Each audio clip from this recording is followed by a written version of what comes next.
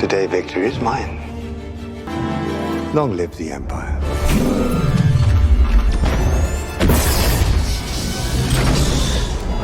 What's going on, guys? Alec here, coming to you live with our first official video as Thrawn's Pawns.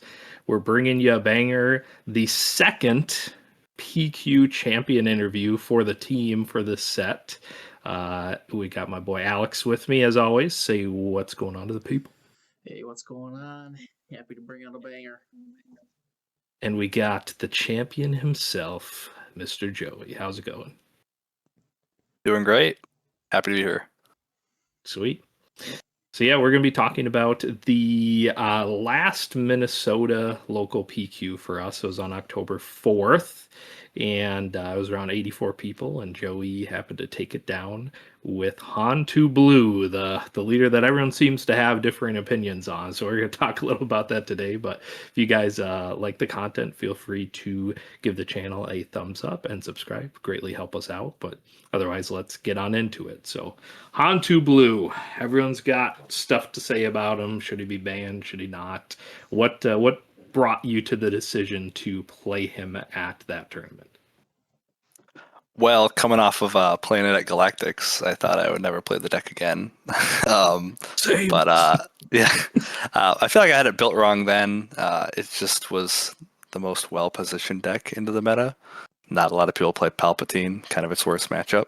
So felt, like I said, fine into blue-green villain, aggro, mid-range, space aggro. So that's what I sleeved up, played a couple practice games, and took it home.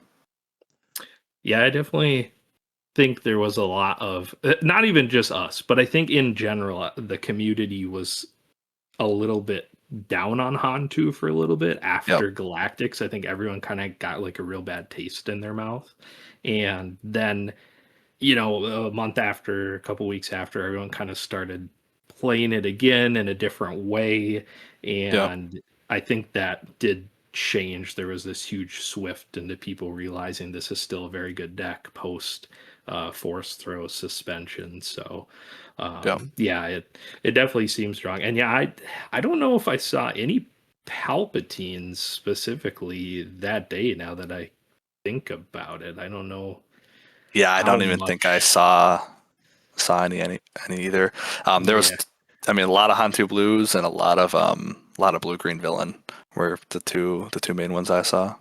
Yeah, Vault World in the top cut, as we'll get into a little bit. But yeah, so Han2 Blue, I think we're gonna throw the deck list up on screen here, but if we want to run through it. Yeah, taking a look at it, I'm just thinking, Joey, you mentioned that there's a bit of a shift from Galactics. Any notable changes, obviously, besides not putting Force Thrower in there, that you think kind of help that out? Yeah, so the biggest change was shifting away from space, kind of just ignoring that arena, and focusing on getting the Force with any unit you lay. And then with ignoring space, you just play entrenched. So if anybody puts a large threat in space, you can just brick the arena or kill it with, one of your removal spells. I would say that was the biggest change. Is, like I said, just focusing on ground, where Han2 Blue really strives. Yeah, I mean, it's just hard to have a bad feeling turn one play looking at this, the one of the only natural ones being Yaddle, which is nuts. But then, you've got and Ogdo. I'd have, like, at Galactics, you'd have turns where it's like, you're playing a red 5 turn 1, and it's like, that's just not where you want to be. Or you're laying a hammerhead for 2 damage, and then they're killing it right away. Like, just not the best value versus, laying a good ground unit. Yeah, it kind of seems like early iterations were really leading into, like, the Kiadi into Force Throw into Hammerhead or something of that nature, where it's just like, if it lines up, it's fantastic, but it's which is strong. Mm-hmm. Yep. But what if you don't have Kiadi? Or Kiadi with no Force? You have one piece of the puzzle, but nothing else. People sometimes forget that it's 3 out of 50, especially when they're drawing like crazy. Yep. the first couple Yep. times. I'll give you my thoughts on Kiadi too later on. Yeah. Owen 2. That was something I know we weren't playing at Galactics, was Owen Lars. And having that, like a 2 and then an Owen into control is like huge. And that's something that felt awful. Is like you lay your force unit into control and then they just power the dark side. Then you just don't have the force. And it just, steamrolls from there with the Kiadi plan. It also helps stabilize into like the space aggro too, you know, having the restore 2 on the ground. Really helps with the Vader matchups and the Han 4 Tarkin Town matchups. Yeah. Sure. I know the other thing we weren't on at Galactics was the villain cards with Anakin, which is a big change, I think. Yeah, so I tried out like the crazy villain package with 4 to 5 villain cards, with Marin to get him into the discard. More Anakins. I think I was on 2 Anakins. And I didn't like leaning into playing a bunch of cards that felt bad in the first 1, 2, 3 turns of the game. I tested a bunch of it with Jeff, another one on our team, and into the mirror match in particular, the villain package is not it. I was playing Force Lightning instead of Force Choke originally, but when they would resolve a turret into the mirror match specifically on turn 4, or I suppose resource 4, resource 3, it just felt impossible to get rid of a turret into the mirror match. So Force Choke was kind of a swift way to deal with that, and that's why I opted Force Choke rather than Force Lightning. And the benefit is it does turn on Anakin, you know, if the stars align. Yeah, and then like you do technically get that offset. You know, can reduce it by 1 if you have a force unit out, which is pretty reasonable to ask for in this deck. So, you know, there are. And then the problem with Marin was like, sure, she'd come down and pitch a villain card into the bin, but then she would die, and then you have no heroic in the bin. So Anakin's still hitting for 3. So it made the deck feel very clunky in the early game, and I hated how it played. Yeah, no, I think it's fair. I like X5s can be hard for some of the mid range back and forth, so it's nice to have a clean answer to it.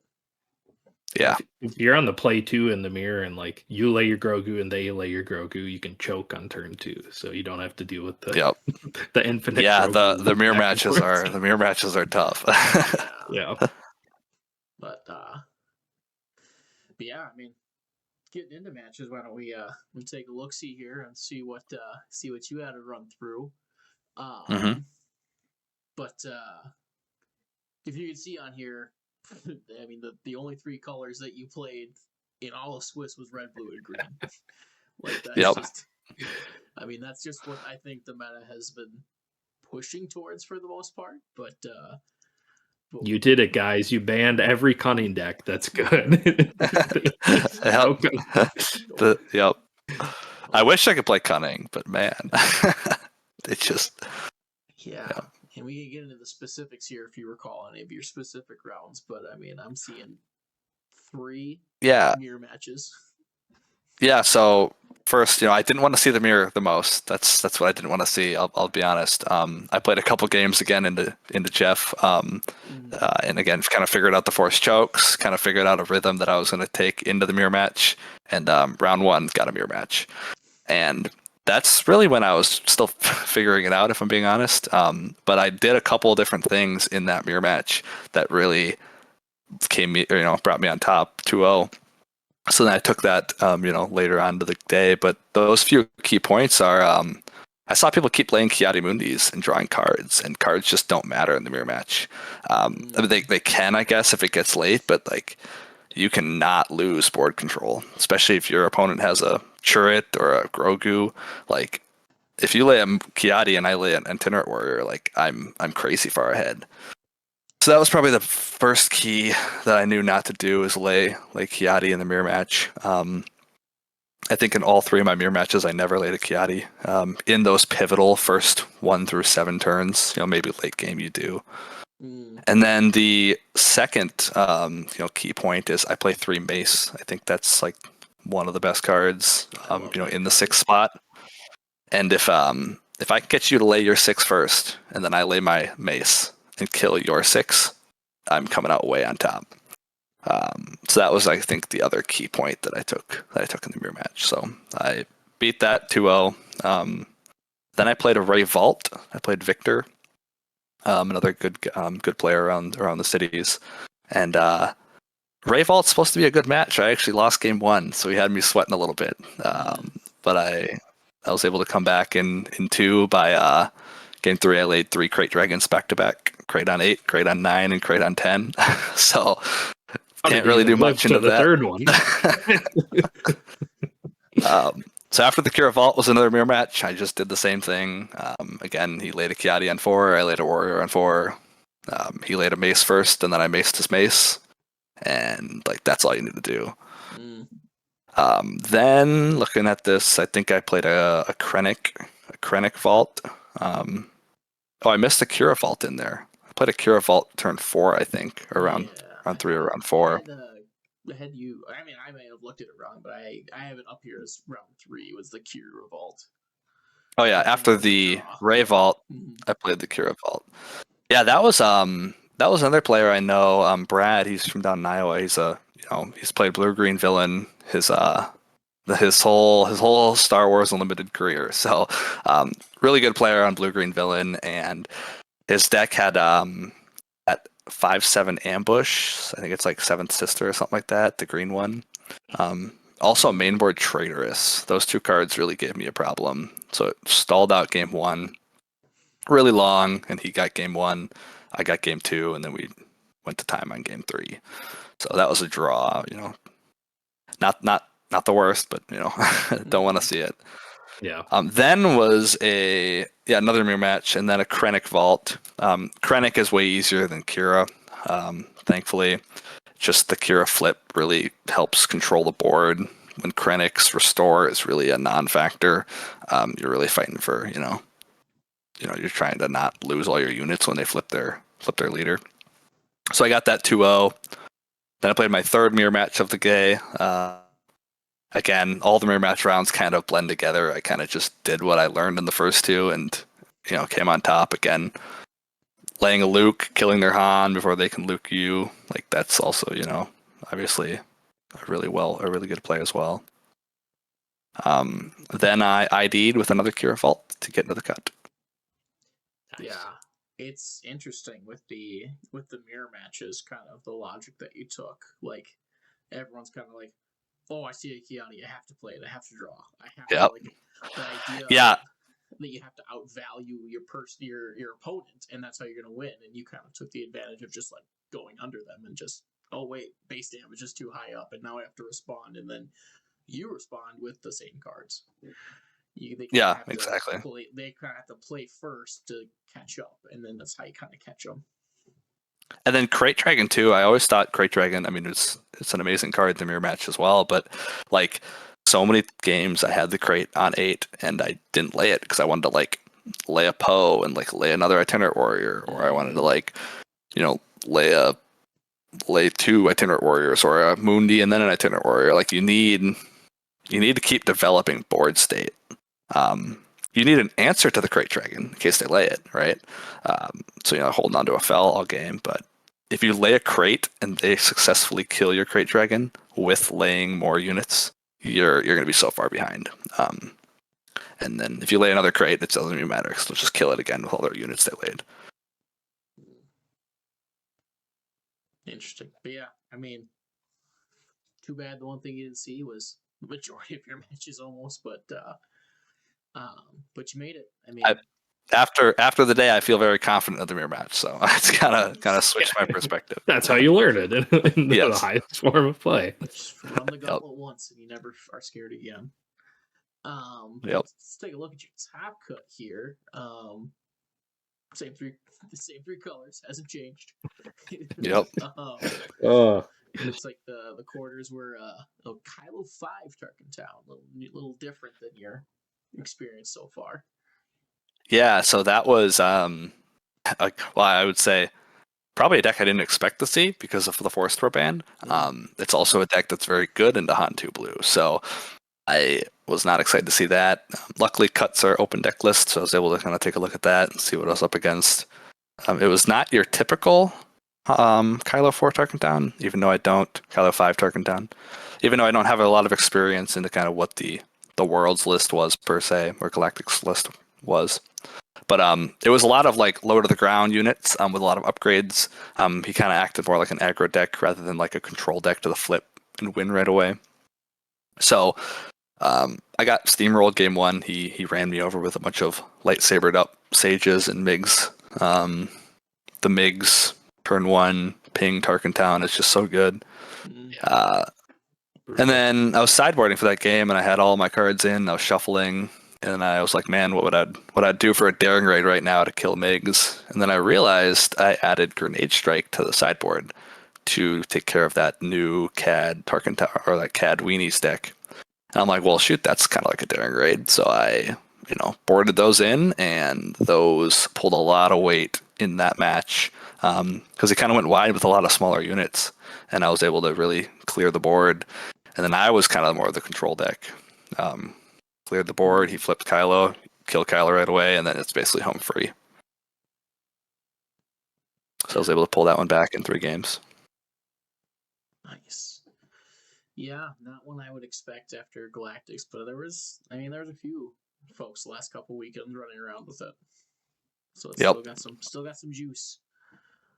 And then after that, I played Victor again, Ray Vault, and just Ogdo Bogdo turn one, just eats anything he lays alive. So those, I was able to get that in 2 games. Just my deck curved out exactly how it should. Really nothing you can do about it if the deck does what it's supposed to do. And then the finals was another one that's supposed to be a good matchup, and they were closer than normal, but it was a Boba 4 Vault, and I just played Grogu turn 1 or Ogdo to race. Ogdo puts on the heat. Grogu really helps clear the board.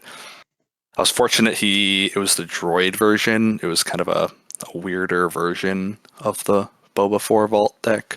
He opened ground into me most of the games, so I was able to clear his ground unit. Didn't really let him get a foothold in space. So then when he did get a foothold in space, entrenched or fell or Mace plus a Grogu ping really helps clear those space units. I just don't understand the Boba Data Vault. I don't either. It keeps showing up, and I don't get it. I mean, everyone talks about it. It's like, oh, well, nobody knows how to do the indirect math, and it's like, yeah, maybe, but it's got one. Yeah, it's got one thing, and you just stop it. Those Boba players just pull the best matchups. That's how it happens. Yeah, I mean, like I see the appeal because like blue-green villain's really popular. Just because it's really good into a lot of the field. So if one of your best matchups is a really popularly played deck, I can see the appeal, but it's not the best in the Han2 Blue. So it's your classic rock paper scissors kind of formatting. But Sure. yeah, it's kind of I don't want to say a one trick, but it's just you lay a guy each turn, guaranteed value. I don't want to say it's an easy deck to play, but it's. I mean, I've never played it, I guess, so I shouldn't talk about it. not my deck. Yeah, definitely not a go wide deck though. Yeah, they certainly usually just playing a card per turn. Yeah, and it guarantees you value. So like even if they kill it, like it's value. It's 5 damage to base, like that droid platform, or Yeah, I mean, suppose at the end of the day you're not mad when you match up to it and feel confident. So, nope. Yeah, I mean, I gotta say, pretty solid run. Didn't have to take we had the one draw, but otherwise it dubs all the way. Yep. So I gotta ask them, looking at the build, what would you say was your standout for the run? If there was a card that you would call out for your MVP that weekend. Mace Windu, man. Yeah. After that week, there was one of those. It was a regional in or a sector in Portland, and I saw people not running mace, and I was just, my mind was blown. Like, I don't know how you clear space units and clear units and get value. He gets instant value when he comes in. He's a 6/6 body that has to be dealt with. Otherwise, he just rolls over your units and wins. Gets the force back, and God forbid you draw 2 of them, and you can just like, it's like another Luke. It's like a mini Luke basically without the restore. So if you just jam maces and Lukes in the top end, like, that's how I close out a lot of my games. Yeah, it's got overwhelm too, so it just like cracks through a unit if you need to for a little bit more. Yep. And the 3 damage versus the -3 on Anakin or the -3 on Luke, the damage stays around. So many times with Anakin, you find yourself like, oh, they have a 5 health unit or a 4 health unit, and I can't kill it right away. So Anakin kind of just becomes a 5/7 do nothing if you can't get instant value.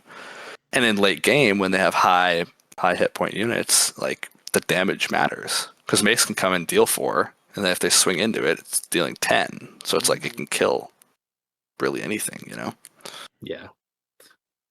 Yeah. Yeah. Open fire on a 6/6 body is pretty insane. Yep. Yeah.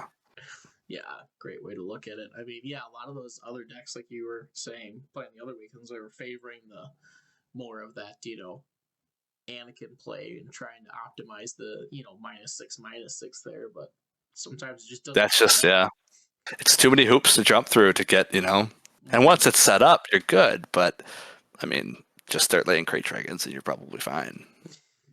It's always a good day when you can lay a Crate Dragon. I was on 3 good Crate cards. Dragons. I saw a lot of, some decks run 2. I just don't know what matches you would not board in the 3rd one, so I opted for 3 in the main. And it clearly won me a game against Victor in Swiss. Yeah, I mean, outside of a hyper aggressive deck, it's like, okay, if you're just going to be slugging back and forth, you eventually are going to want to see one of those. Yep. But, yeah, blue-green villain matchups, it's the MVP in there. You got to put on the early pressure and get them to mid-20 health, and then you lay. That's also another key point I learned, I guess, during the blue-green villain matchups is I would lay a Crate Dragon, they would have an answer for it, right? Any good blue-green villain player will keep an answer. But in one of my games, I had the crate and I could have laid it, but I just kept laying units and they kept killing the units, and I waited until I drew into the second Crate Dragon. Then once I had the second, I just laid the first and laid the second back to back. Because a lot of times, if you just lay them as you draw them, they're going to clear them as they draw their removal. But they, very few times, I should say, will they keep an answer for 2 of them in their hand, right? If they're low on cards or only have 3 cards and they want to be developing board state, they can't hold 2 Felted Dragons. So if you hit them with the double crate, that's how I won a couple games in the blue-green villain matchups. Yeah, well, you continue to lay units that they have to answer, so that's pulling more cards out of their hands. So it's just, double dragon is just gonna exceed their limit. But I think so it's 84 player tournament, so that's pretty competitive. I think that's kind of par for the course in our area about how it is there. Any iterations to the deck or anything that didn't stand out? Something that you've maybe already changed since this one a couple of weeks ago? Yeah, so I had one Obi-Wan Kenobi. That's Alex's favorite card. So I played one of it. Old Ben. Old Ben. That's the good. And he's on paper good into the mirror match, but I don't think I ever laid him into the mirror match, and I went 2-0 against 3 of them. So I don't think he's needed. Again, if you lay an Old Ben and I mace your Old Ben, like, I'm on top, right? So I just found that he didn't really pull his weight. Aggro's not that big of a problem because of Chirrut and Grogu and Ogdo, so he doesn't really need to do that. One thing I wish I had was Hot Shot Blasters in the main. I think that's really sneaky and spicy. Hot Shot for 5 is just great. Like, you lay a mace and he resolves and you go 8 to base, like, or on your Han or on a Cassian out of the row, like. So 2 Hot Shot Blasters or a few Hot Shot Blasters main. And then Really, that's it. I had one Cassian in the main board. That felt a little bit light, especially with all the blue-green villain. So many games, I'm like, man, I could win if I had a Cassian right now. So I'd probably go up to 2 Cassians in the main. Maybe like a third on the board, because he's just so good into the blue-green villain matchups. Yeah, I mean, it kind of just comes down to what you're gonna see the next time you go up to a tournament. I Yep. think at this point Yep. that we're recording this, so what we're seeing more like Palpatine running around a bit than blue green villain. But Yeah, the Palpatine match is interesting. You know, I've played a few of them, not obviously at the PQ, but it's it's not the best match for Han2, but again, the Cassians can really help in the Palps in the Palp matchups. In the sideboard, I would take out the pillages. I expected a lot more Han 1, Han 1 green, Han 1 blue, sure, maybe like Han 1 yellow, and pillage would go crazy in that match, but again, not a lot of people on Han 1, so I'd probably get rid of the pillages. It's not, doesn't come in against Palp. Blue-green villain draws 2 cards with a Callus or a Pershing. Like it doesn't. It's kind of nulls that card. So not the best. Palp's drawing cards, so it's that's a pretty specific side. A good one, but I can see why you'd want to move away from that. Yep. But,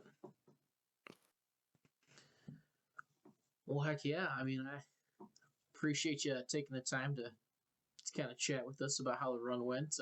Any particular parting words for any Han 2 enthusiasts? Or no. haters. Or haters, yeah. I mean, it definitely rules the red hero archetype. I'll probably continue to play it into the next set, unless FFG has other plans with it. But it's just it's going to be hard to replace a red hero 5 cost leader.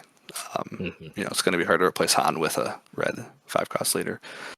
So, yeah, I mean, it makes any unit better. Laying any unit. Yeah, one turn earlier is insane. Yeah, it's those generic abilities that these leaders have that really make them just take off because it has so much flexibility into the card pool. Yep. But well, all right, yeah. We will definitely keep you updated about any future PQ runs. I don't know. I think we've got maybe one more this season, but I mean, we're heading towards the next season here, so we'll be probably talking more about what set 6 is going to bring us. So look forward to more videos on that. One more. I wish I could make it, but that was the last PQ of the season. So I'm glad I could take it down. I got to win one of as many as I can. You got a whole year to just relax. I do. Yep. Qualified for Galactics again, so now I can relax until then. But just play all the fun decks. Play all the all fun of us decks. Have to sweat still. Yep.